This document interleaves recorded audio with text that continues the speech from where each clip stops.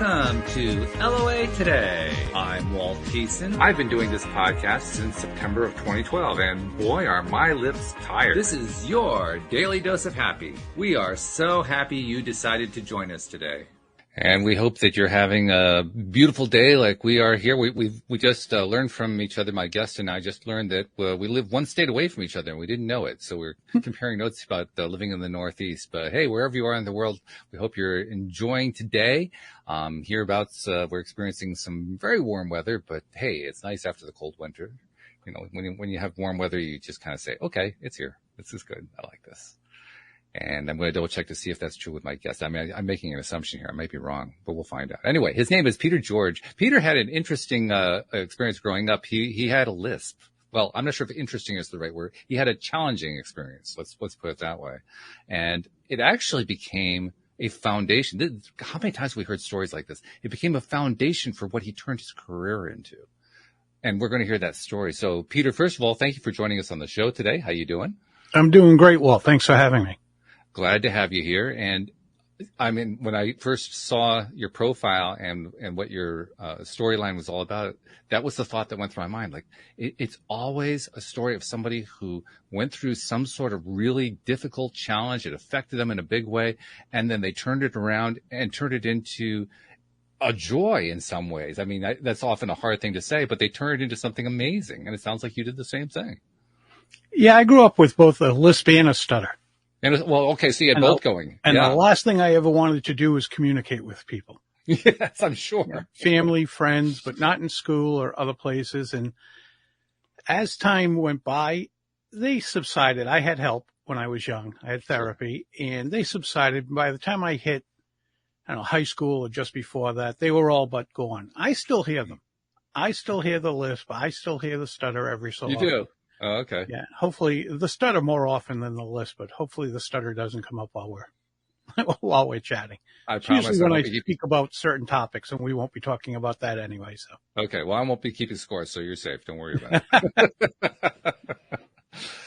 it. But seriously, I mean, you turn things around so much. You actually decided to create a career speaking to people about speaking to people. Which, I mean, that's an interesting choice after going through that growing up. Yeah. When I went into the corporate world, I found out I had to present. And not wanting to communicate with people when I was younger, I had no practice at speaking with other people, presenting in front of them. And even if I did, I wouldn't be doing it well. So, and this will show you how far back it goes. I got books, I got cassette tapes, and I listened to them over and over and over again. And I got marginally better, but it wasn't good enough. It wasn't as good as I wanted to be. So I went and got help. I went and got group training, and that was awesome, but I wanted even more. So then I went for personal training, one-on-one, and that made a great deal of difference in my life, my ability to present, to not only communicate with others, but truly engage them and resonate with what mattered to them. And in the end, it would benefit me, because if it mattered to them, then I was asked to speak more and all those things. But what I found out when I left the corporate world was the more I spoke, when I opened my own companies, the more business I got. Yeah, it's funny how that works, right? Every time I spoke, I could see the bumps in revenue. Yeah. And it was like, huh. Who knew? This is kind of cool. Yeah. So I worked on it more and more and more. And I started speaking on stage quite a bit. And I've been doing that for about 35 years now. And about half that time, maybe halfway through, I would start doing things and practicing and trying different things. And people would say, other speakers would, hey, why'd you do that? Or could you tell me more about that? And I found out, as much as I love speaking, I loved helping other people speak more effectively even more. Why is that? I don't know. Well, I do know. I say I don't know. I do know. I grew up wanting to be my dad. My dad was my hero. And like a lot of little boys, I also wanted to be a firefighter. And so it worked out pretty cool, because my dad was an officer on the Providence, Rhode Island Fire Department. Okay. So I wanted to be him. Sure. He knew that wasn't for me. Other things were for me, but not that. And so to this day, I still want to be like my dad. He was, like I said, he's my hero. He's been gone 30 years. but he hasn't diminished being my hero one iota. So if I can help people, then that means a lot to me. He helps people in his way. I help people in my way. Mm-hmm. And so that's why it means so much to me. So the more I could help the speakers, the more they could help other people. And when you're helping people in the audience, whether it's one person across a desk, 10 people in a conference room, or 1,000 people in an auditorium, when you're helping them, you really don't know how it's going to affect them. It could change their life in some way. It could help them. Let's say it's in business. It could help them increase their revenue, and then they could realize their personal dreams, buy the boat, buy the vacation home, send their kids to the college of their choice, whatever it might be. And if you can do that, that's a pretty cool thing. It is. It's a very cool thing. Well, I mean, I could personally identify with it because I've been doing this podcast since 2012, and so nearly 10 years now. And over time, of course, you get emails, you get contacts from listeners as your listener base continues to grow and grow. And very often I'll get an email or a message of some kind that basically says, wow, listening to your show led me to X, which created this amazing new thing or this new experience or a different way of thinking about something. And it's like you said, I didn't know that when I was making the particular episode that they heard. I had no idea. Exactly. But that's what's so cool about it, because I mean, I'm basically doing a show where I talk about stuff that I like to talk about with other people who have similar interests. And it's fun. I learn stuff. I mean, I started the podcast to help myself. That was what really got the whole thing going for me. And to know that it's actually helping other people along the way, that's the ultimate cherry on top. It really is. I mean, I didn't expect it, you know? No, and I look at it this way. Many of my coaching clients are much younger than I am, 20s, 30s.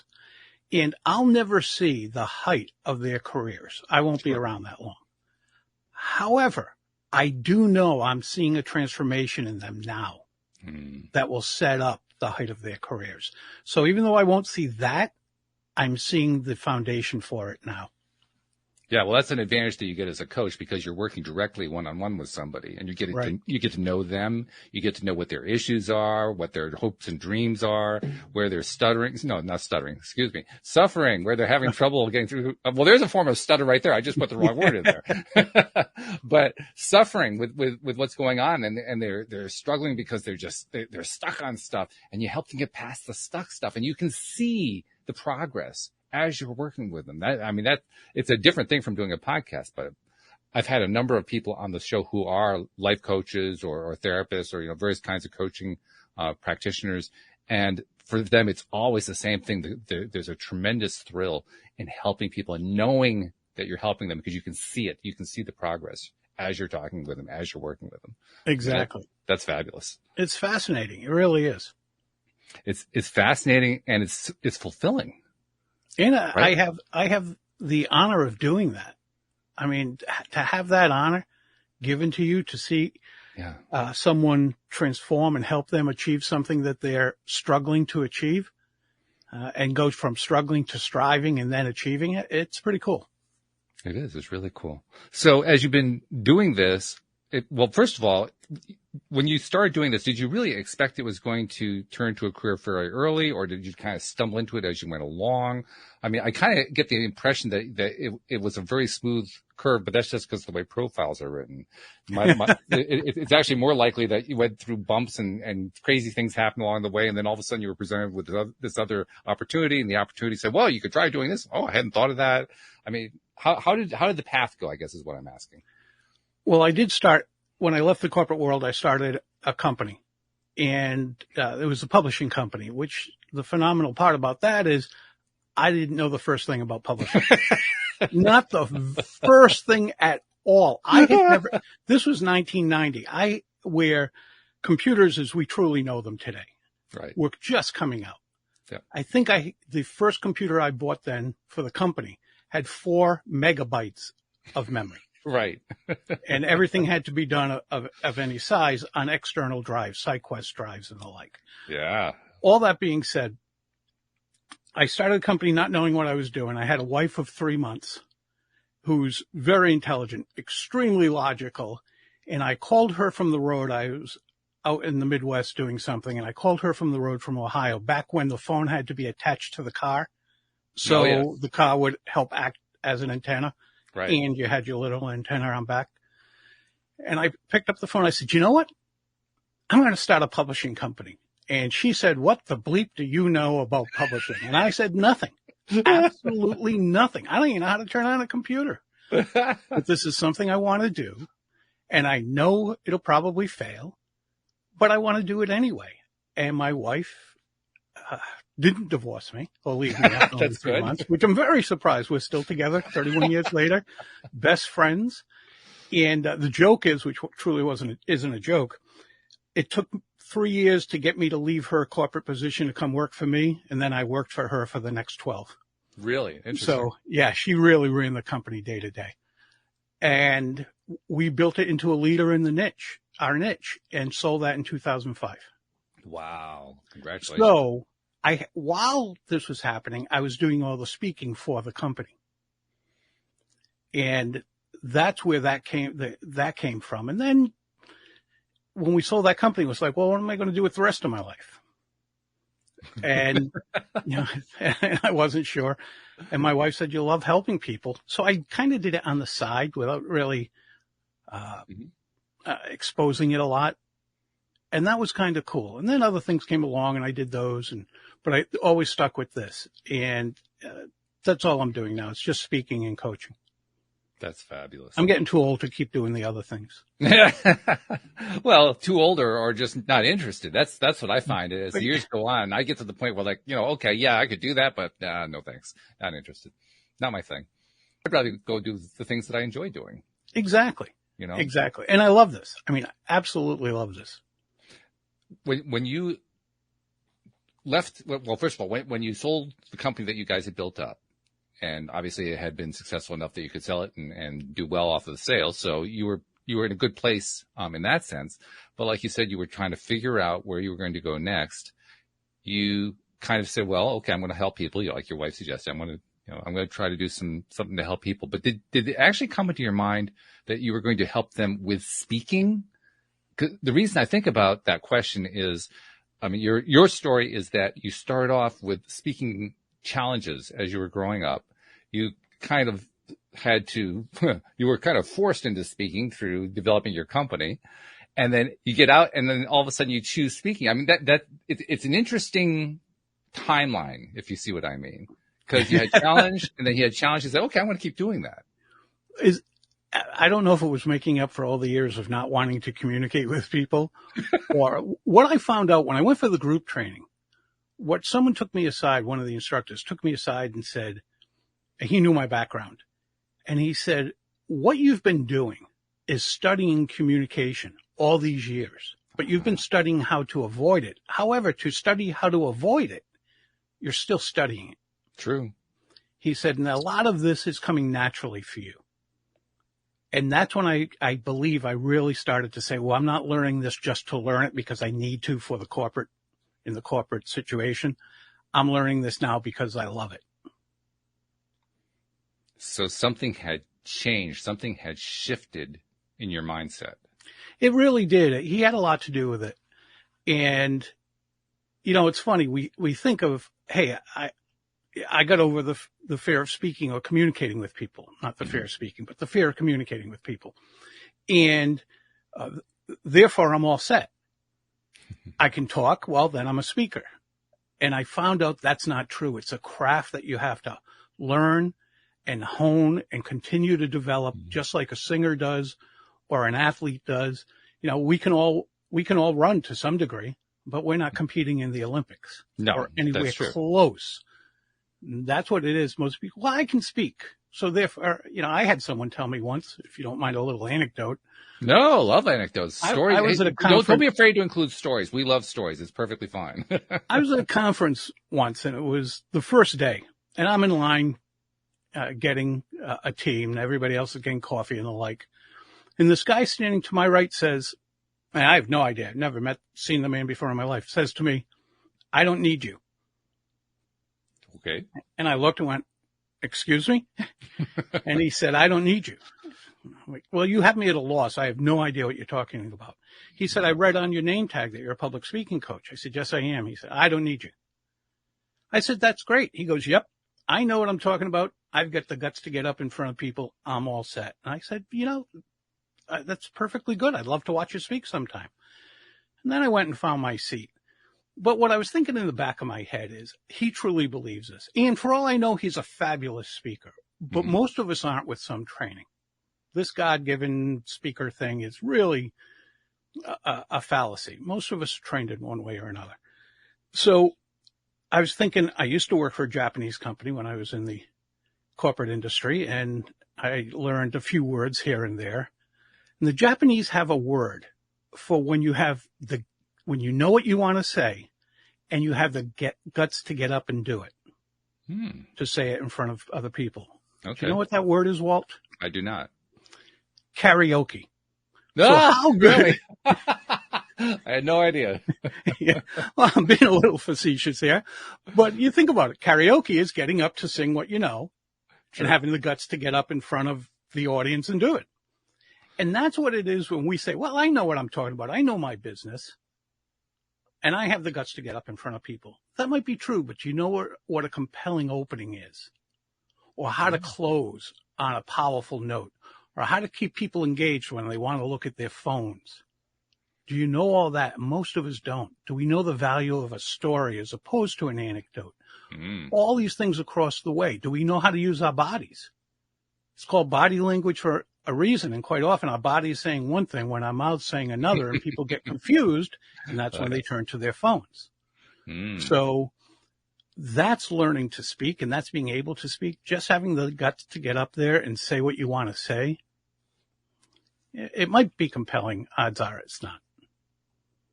Well, especially if you haven't done it much. It's like anything else. You do it often enough, you get good at it.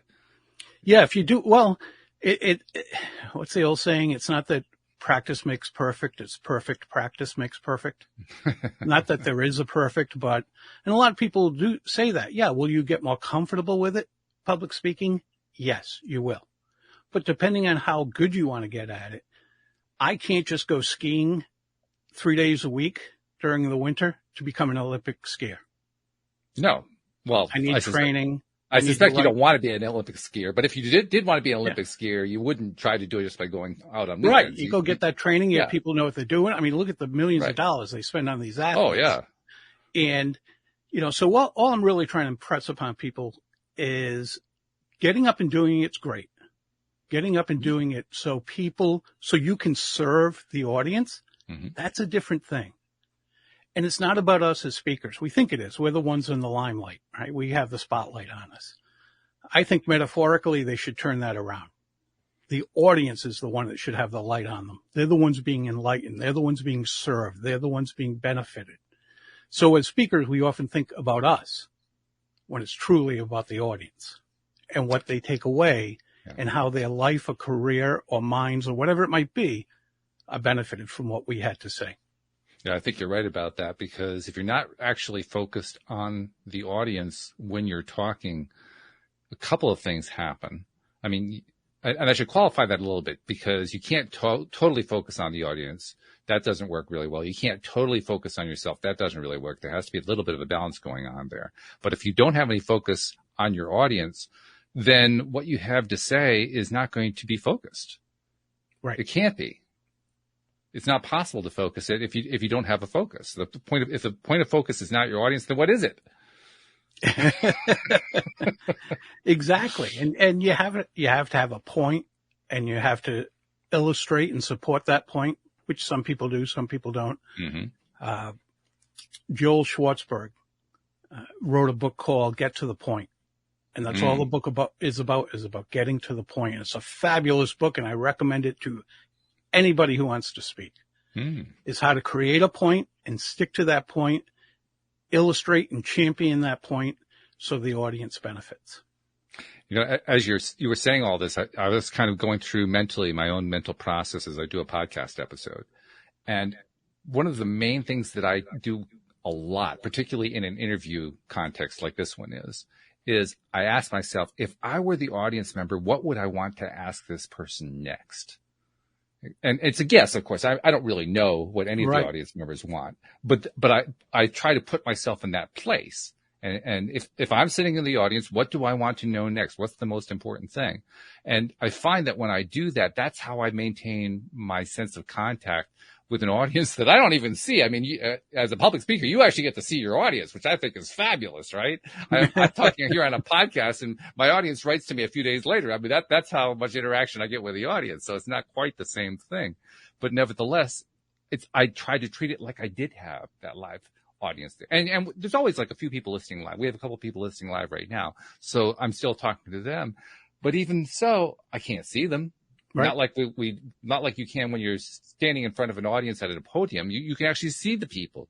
And you mentioned the body language. Body language is certainly important both ways. You get to see the body language of the audience. Like you said, are they looking at the phones or are they looking at you? Are they attentive? Are they bored? Are they leaning on their thumbs? What's going on? Well, you can tell, which is good. You get tremendous feedback from a live audience. Yeah. Tremendous feedback. And, body language is key to a great performance, a great presentation, a talk, even when you can't see people. I have a podcast as well. I think about when I was going to say I still use body language, and I've been watching you, and you do too.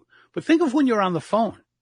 Yeah. Even when you're on the phone, you're still using your hands. Oh, yeah. You know that people can't see you. Yeah. But not only do our hands help us express, but our hands help us literally open our mouths and use them and emphasize and the like. We're animals that use our hands to help speak, which is kind of odd. It's kind of funny. It is. Yeah. But it also makes sense. We do. And I and any public speaking coach around the world, the number one question we get for the most part is, what do I do with my hands? That's how much it's on our minds. They're not asking, how do I engage? What do I do if I lose the audience? How do I do this? It's what do I do with my hands? Right. So it's very funny how much gesturing, which is only part of body language, but how much it has to do with communication. As you were describing the fact that people are so concerned about their hands when they're trying to become better public speakers, it occurs to me there are elements and layers to the question of why it is that people have fear of public speaking. I mean, it's generally considered to be the number one fear of public speaking. And I'm not so sure that I had a fear of it. I was certainly very aware the first time that I ever spoke in front of an audience. I was so aware that my awareness level was probably on 11. That's how aware I was at that particular time. But was I afraid of it? I'm not sure if I was afraid of it, but I could see how somebody could get afraid because there are a lot of things you could be afraid of. So, I mean, when you think about the question of fear, what do you think about when it comes to public speaking? Generally, in all the true studies that have been done, it's not number one. And jokingly, I back that up with, if you say, it's my biggest fear, let me tell you, if you're dropping 30,000 feet out of the air in a tube, you'd much rather be on stage. Probably, yes. Guy's got a gun to your head in a dark alley. You'd much rather be in a conference room. Fair point. So there's several reasons we're nervous. One is it goes back to caveman days.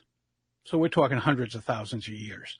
Back when we had to know if a lot of eyes were looking at us, then we were probably in danger. It was either our tribe who wasn't happy with us and they were going to kill us or banish us. Either way, we're dead.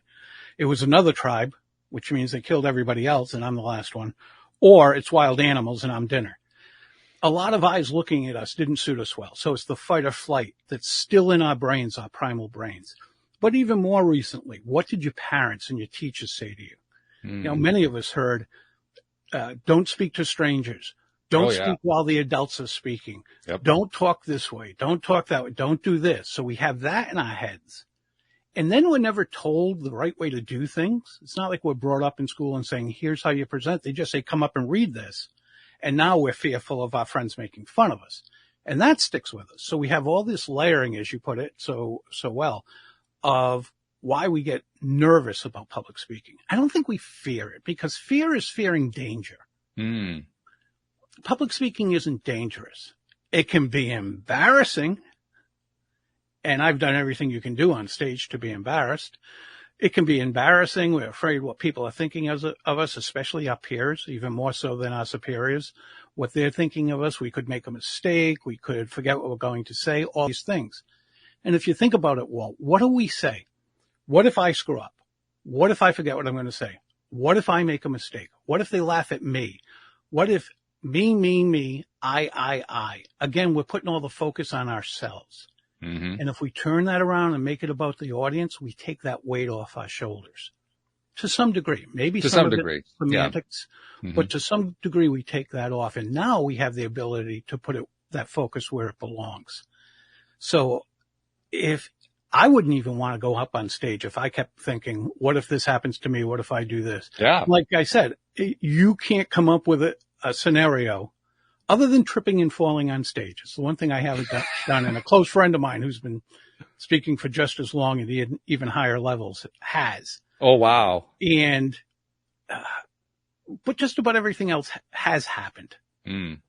From fire alarm going off twice in one talk in Oh, a wow. hotel that we had to go. I ended up, instead of speaking for 60 minutes, speaking for 8 and managing that. And it actually went very well in the end. Well, that's good. I tell everybody, don't ever open with a joke. Don't ever tell a joke. Unless you're a true comedian, don't tell a joke. Yeah. Use humor. Humor is fantastic. Sure. But don't tell a joke because you're nervous and your timing will be off. And most of us don't tell jokes well to begin with. But I opened with a joke. I knew my opening, 750 middle managers of a major corporation down south. I knew my opening. My opening was solid. And at the last second, my brain said to me, you know, it would be good if you told this joke, that sophomoric joke that your wife says, don't ever tell anybody in the world that you like this joke. So I decided to open with it. Not a word, not even a moan, not even a, oh my God, I can't believe he said that. Nothing. And I had 58 minutes to go. Yeah, you just set yourself up pretty good there, didn't you? Yes, I walked to the table, got a drink of water, thought it can only get better from here. And it actually ended very well. But here's the funny thing.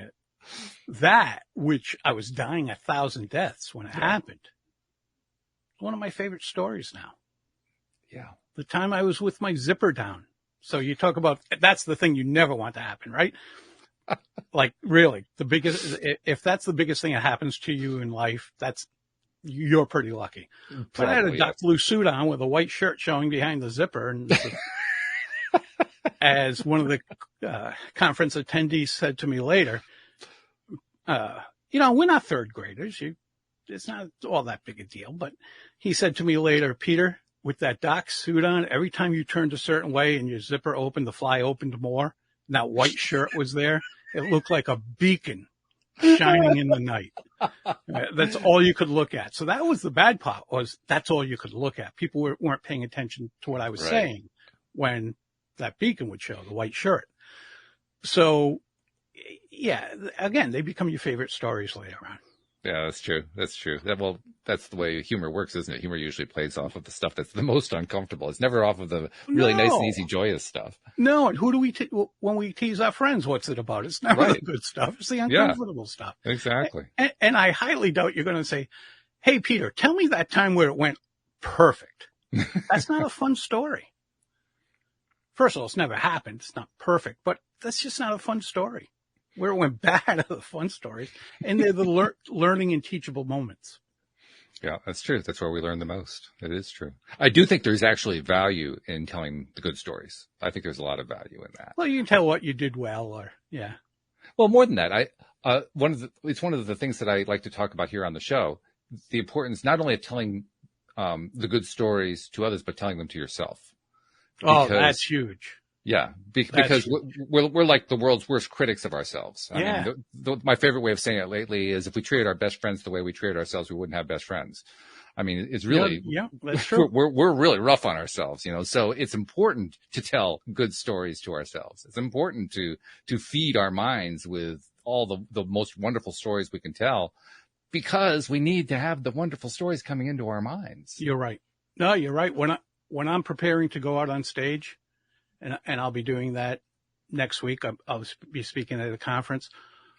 I have a certain number of things I do before I speak, and they start about an hour before I speak and go on right till I walk on stage. One of the things I think about is visualization and seeing things go well. And I often just don't look and go, okay, I can see this audience applauding or laughing or anything like that, myself going out on stage and getting an ovation. That's not what I'm looking at. I'm looking at when it's happened before. So you're right. You're absolutely right. You tell yourself the good stories, and that sets your mind in a great place for success. Yeah. Well, you basically have set your mind for success, and you've set it for an expectation of success. Yes. The expectation is actually almost more important than the success. Yes. Well, you won't get the second one without the first one. That's right. Exactly. Yeah. It's imperative. It's an absolute necessity. Mindset is a powerful thing. Yeah. I have a very successful friend. He's an attorney and a real estate investor. He's very successful in all ways in life. Wonderful family as well. It's not just financial. And you say, hey, Mike, how'd you accomplish that? Without hesitation. He'll explain it to you later if you want, but without hesitation, he'll say, mindset. I got myself in the right mindset, learned what I had to learn, applied it the best I could, but I had proper and powerful mindset all along the way.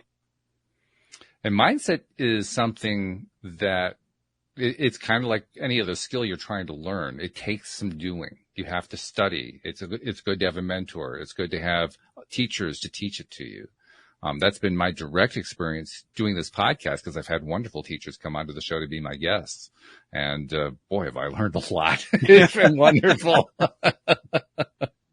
I mean, that's literally why I started the podcast. I've told the story before, but I'll give you like the really short version. That in 2012, I had a business that had gone completely belly up in 2008 because all of my clients were small nonprofit organizations that all went belly up. So my business went poof, disappeared. And by 2012, we were deep in debt, bad place. Everything was going wrong. Didn't know how to climb out of it. Couldn't afford to hire a coach. Couldn't afford to buy a book about how to be a coach. I couldn't do anything. I had no money to work with, and I had no idea how to climb out of it. So I started a podcast and talked to a whole bunch of experts for free, and it worked great. It was a wonderful approach. So I have a lot of appreciation for learning directly from other people who have succeeded, who have learned how to set their mindset, who have stories to tell about how their mindset actually led to great results, and who are able to teach other people how to develop mindset. It's my favorite kind of guest. And I guess that's pretty much my definition of what a coach is. The coach is somebody who actually helps you to develop the mindset for whatever it is you're learning how to do, really. Yeah, coaches, no matter what kind. And you might have heard this guy being a New Englander. His name's Tom Brady. Have you ever heard of him? Yeah, oh, yes. Yeah. We're aware of him. He says he has 12 coaches. Most of them football related one way or the other, but then also nutrition and the like. Here's a guy who's the best ever at what he does. Yeah. Yet he still to this day has 12 people helping him do what he already knows how to do. But they catch when he's making a mistake. They keep him from getting into bad habits. Yeah. They keep him on the straight and narrow, if you will, or focused when he's less focused. And as he put it, and that's not counting God knows how many lawyers, financial advisors, and the like, who are also coaches. Sure. A consultant is a coach in one fashion or another. So you look at people like that. Successful people often have coaches. As a matter of fact, I don't know any successful people who don't. There's an interesting statement right there. You don't know any successful people who don't have coaches. Boy, if that doesn't drill the message home, I don't know what else would. That's really something. I have a mentor. I'm 64 years old. I have a mentor who's 74 years old. And we still meet all the time, regularly. And he holds my feet to the fire. And this is a very accomplished individual. And I went and way back when asked him to coach me. We've been doing this for years. And I wouldn't enjoy anywhere near the success I have. Forget about public speaking. But the success I have in life without this individual. Why do you think it is that people resist taking on mentors and coaches? I think some people don't like to be held accountable. So knowing that a coach is going to hold you accountable, we resist it. This particular mentor of mine, if I give him an excuse, he just looks at me and says, you want to run with that one? If you want to go with that one, if that's the lie you want to tell yourself, okay, I'll go along with it. I don't believe it, but that's okay. And he'll say things like that, or I'll say, hey, Dick, this went on and this went on and this was tough. And he'll look at me and say, so? Yeah, that's the thing about a coach or a mentor. They don't let you get away with anything. I'm like, well, I don't know if I can accomplish it. And he's like, okay, but unless you keep striving to accomplish it, you'll never know.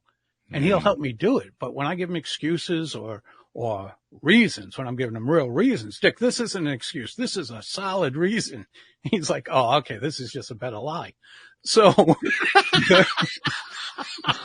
like, he's a tough one. Oh, he's very tough. He's like, yeah, all right. So he's like, do you want to get down now to working to achieve it, or do you just want to keep making excuses on why you're not going to? That is great. That's a good mentor. And, right there. you know, so do I always want to be held accountable? No. He got up and walked out one day out of our meeting because I came unprepared. Unprepared in what sense? I prepare in certain ways. I prepare certain papers that I'll share with him and usually send it beforehand, actually, so he can review them. And we'll look at that. So it's revenue, it's prospects in the pipeline, whatever it might be. Mm-hmm. And there's several things. And there are goal sheets. I write goals, when I'm going to achieve them, how I'm going to achieve them, and the like. And I send them off to him. Well, I didn't send them off. And every once in a while that happens. I might have been traveling and got home the night before, whatever it might have been. Again, excuses.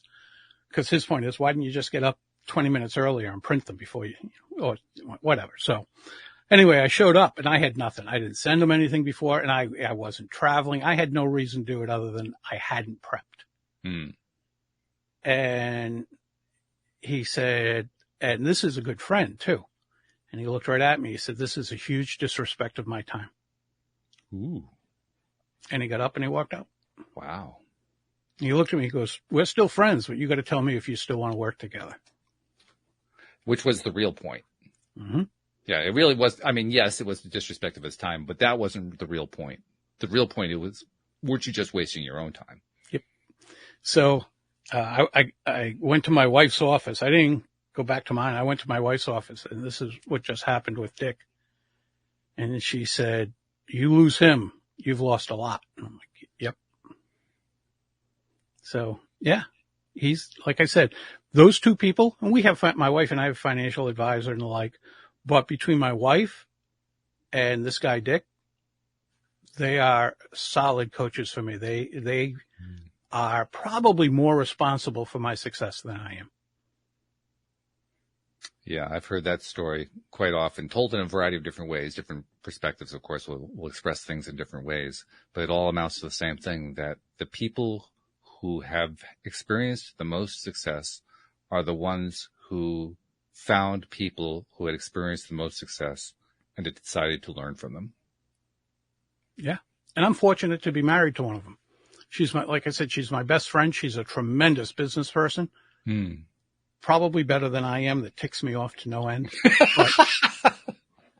But she is, I don't think anybody's naturally gifted at too many things. I think they're set up to be, they're gifted with certain elements and then they build upon them.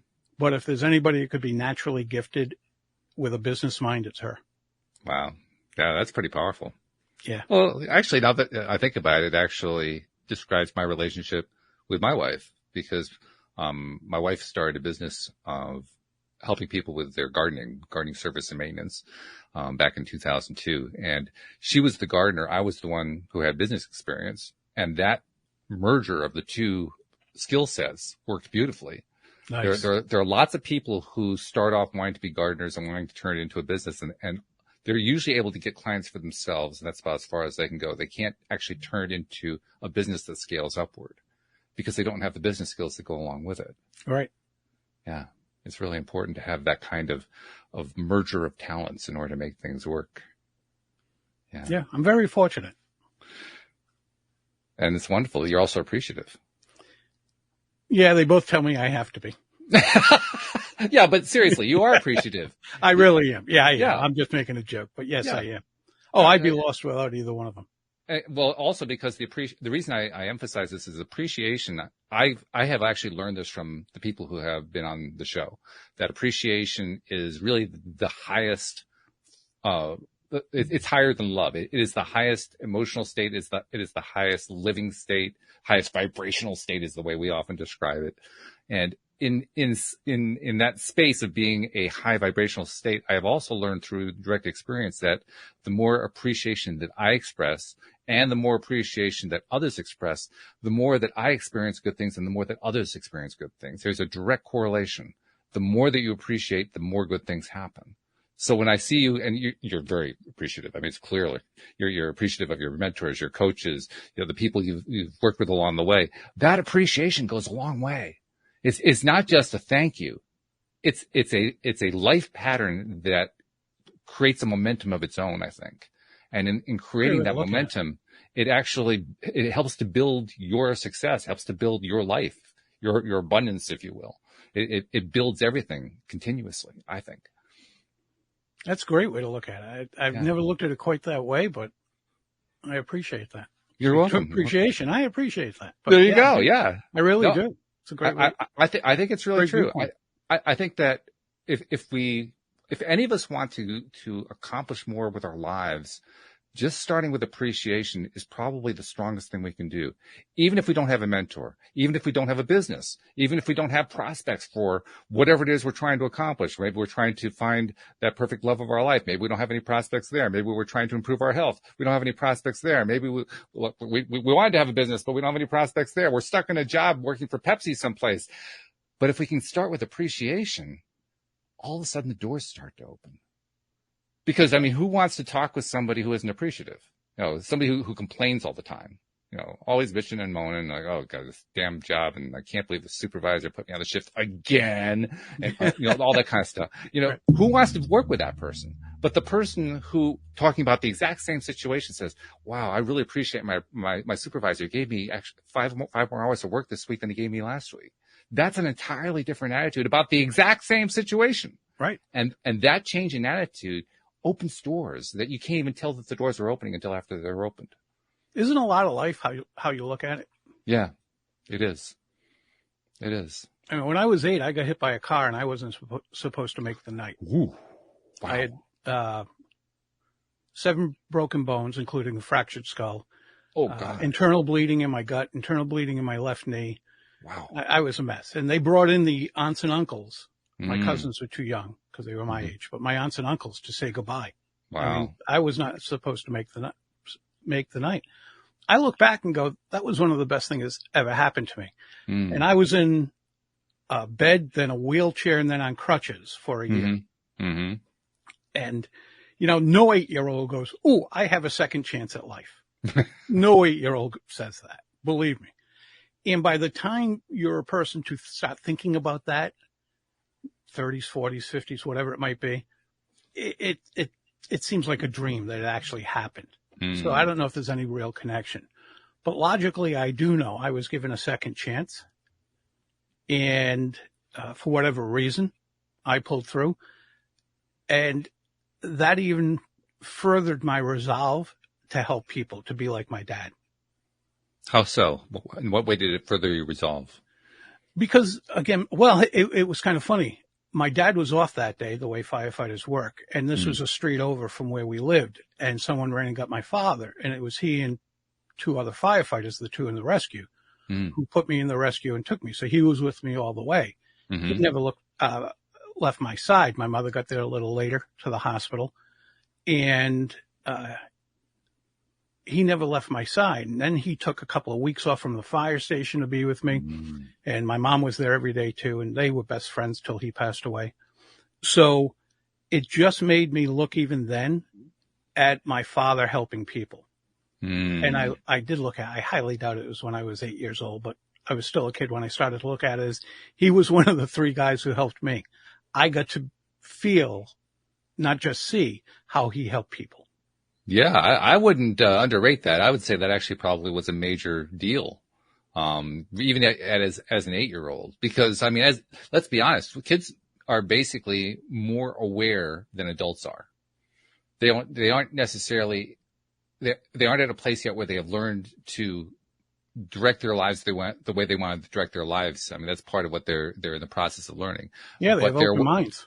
Yeah, exactly. Wide open. But they're also, through those open minds, they're also much more aware of circumstances, things going on around them. And, they're sponges, right? They're constantly taking in new data and processing the data and making sense out of it and turning it into new life lessons as they're going along and so forth. So I wouldn't discount what that 8-year-old yourself was experiencing. I think you were probably taking in a lot. And the fact that your father was one of the people who was essentially helping to save your life. Yeah, of course he was your hero. How could he not be?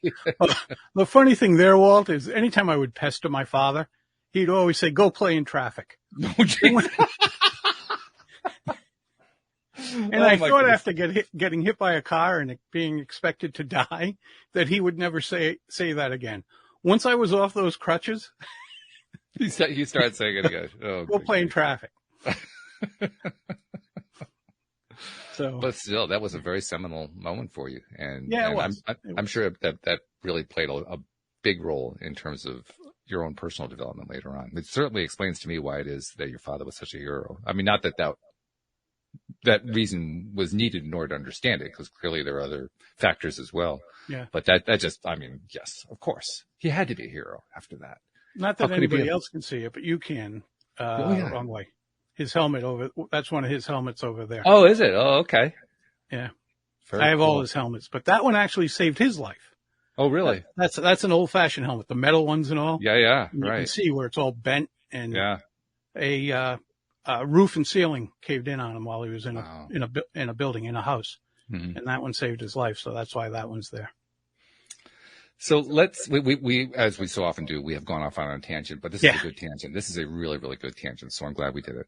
But let's get back to the main topic, which is being a speaker and trying to develop, your skills as a public speaker.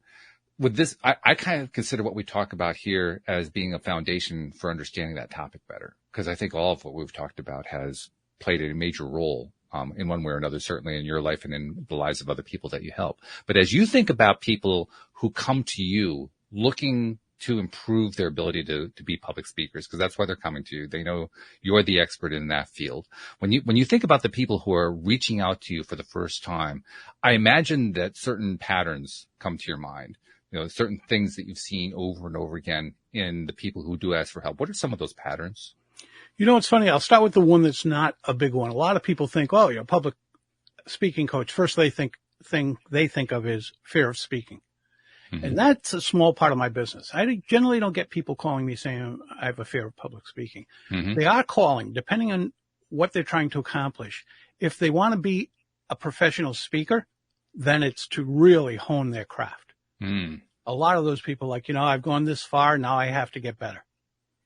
And it's funny because I work with numerous athletes. Mm. And what I found about working with athletes, and some of them were professional and some were D1 in college and the like, Division I. Mm-hmm. What's great about working with athletes is they're extremely coachable. Yeah, oh, sure. Right. I remember working with a hockey player once, professional hockey player, former, and I was telling him something. He said, okay, I'll work on that. And I said, yeah, work on it before next week, and it'll take you a while. You might have it by next week. He goes, no, give me a minute.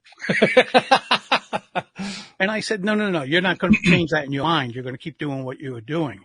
And he took a minute, and his eyes closed, and he opened his eyes and goes, all right, let's try it again. So they're extremely coachable.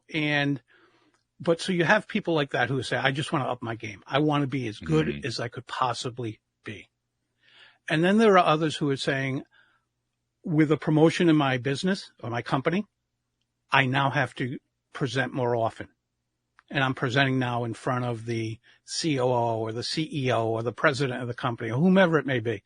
And I have to be good at it or I'll lose my job. which is, I had a client like that. That was a rude awakening to her. She got promoted to vice president, and she never really presented all that much before. But when she got promoted to vice president, it exposed how good she was not. And they couldn't have her at that position and not be a good public speaker, present well. Because not only was she presenting in the company, she was out presenting for the company, out in the public. And so it was like she was better off not being where she was as far as her speaking talents. She was better off being where she was. So anyway, so we work together. So they come for that, to, again, hone their craft and be better at it, depending on what their circumstances happens to be. I work with authors who write a book, and now they're asked to speak because for some reason people think if you can write, you can speak. And they're two different things. It's like saying if you can walk, you can run. Yeah. Well, maybe, maybe not. So they're two different talents. And so a lot of writers get asked to speak, and now they're saying, okay, I know how to write. I don't know how to communicate this way. Yeah. So, I would say and almost a better analogy is the idea that people have is if you can write, it's the same thing as being able to play music, which isn't true, of course. But that's about as far apart as speaking and writing are. I mean, they're very, very far apart. They're not really in the same range even. No. It's speaking and writing are two forms of communication, but they're not the same skill set. Yeah. Writing, you can edit and edit and edit all you want. Yep. You can sit and do it at your leisure. You generally do it by yourself. Yep. Most of us do it in a quiet place. Speaking is not a singular act. It's not, you're not by yourself. People think, well, you're the only one talking. No, we're not. If people aren't speaking back to you inside their heads, then they're not getting what you're saying. So it should be a two-way conversation, and it has to be looked at that way. And you don't get to re-edit again and again and again while you're doing it. Right. It's all based on prep and then the performance side. Yeah. So they're two different skill sets. So I work with authors as well who are like, okay, now what do I do? I don't know how to do this part of communication. I'm thinking about the woman you were just talking about, who was the VP, who shouldn't have been a VP because she really didn't have the ability to present, but she came to you for help. And the reason I'm thinking about her is, that's just one example of a person who is kind of out of their depth and they're wanting to get into their depth, so to speak. So I'm treating it as that kind of an example. So in that particular case, working with her, were you able to actually help her move to the place where she wanted to be, where she was able to actually go out and make the presentations and represent the company and so forth? Because that's a big deal. That's a big shift. She became so good that the president of the company, and there are a couple of layers between her position and the president. Mm-hmm. The president of the company, after she presented to him, said, I would like you to teach the other VPs to do what you're doing. Wow. And she called me up and said, this is awesome, isn't it? He thinks this much of me. This is great. And I'm thinking, maybe I could come in and teach them. So, but I wasn't hired by her company. I was hired by her. Sure. So when it came, he said, teach them. And she did. But this young woman, young compared to me, had so much confidence. And I'll speak about confidence in a second, but she had so much confidence that she rearranged the way those meetings and presentations with the president of the company were held. Really? She said, that doesn't work. We're going to do it this way based on what I've learned. Wow. That's when he came up to her later and said, you've got to teach the other people to present this way. That's pretty impressive. Yeah. When I said I'd talk about confidence, the coolest thing I get out of this, and what I think is the most important thing, are right up there anyway, that my clients get out of it, or clients working with any public speaking coach or any coach in general, is often not the skills that they go in for. And I'll give you an example. The president of a global company came to me and said, I'd like you to help me with my public speaking skills. You help someone I know, raves about you, da-da-da-da-da. Mm-hmm. Love to do that. Well, when it was done, he said to me, Peter, when I hired you to help me with my public speaking skills, that's what I had in mind. And you did that. He said, but I'm 55 years old. I'm the president of a large company. I thought I had all the confidence I would ever have in life. What I walked away with, even more so than public speaking skills, is a higher level of confidence I didn't know I could attain. Yeah. And when someone says something like that to you, that's humbling. And that's what I see now in my clients. I see a light bulb go off. Not that they have an idea. I see a light bulb go off. I can see when they get this confidence. They go from, no, I don't want to see myself on video, to, okay, let's look at the video so I can see what I'm doing right and wrong or what I want to change. I don't want to do this. I'm nervous about doing that, to saying, I've got this. I can do this. And that's, like I said, that's pretty humbling when that happens. Where do you think that comes from? Because that's a topic we address a lot, the topic of building self-confidence. Where does confidence come from in your mind? Competence. Competence. Yep. I believe confidence comes from competence. Okay. Doesn't mean you can't know how to do something and that you don't have the confidence to go try.